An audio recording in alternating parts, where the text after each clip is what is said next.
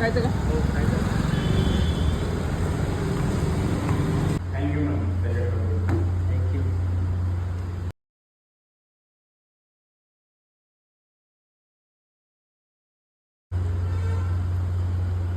आपण कुठं भेटलो?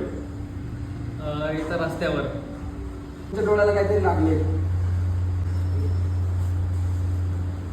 अरे दादा तुम्ही तर फेमस झाले. बघू हे बघा. आपल्या 5 फ्लेवर्स बाहेर एक गरीब माणूस काम करताना दिसला. त्याला आम्ही आपुलकीने विचारलं की पास्ता खाणार का, तर त्याला एकदम भरूनच आलं. परिस्थितीचा भार उचलून तो दमला तर होताच, म्हणून त्याला आधी पाणी दिलं. किती दिवस खायला मिळालं नव्हतं देव जाणे. पास्ता बघून तर भाऊकच झाला बिचारा. एवढी माणुसकी बघून त्याला अश्रू काय लपवता आले नाही. त्याला विचारलं की कुठे राहतोस, त्यावर त्याने उत्तर दिले की रस्त्यावर. त्याचे कष्ट आणि परिस्थिती बघून डोळ्यात पाणी आलं आमच्या.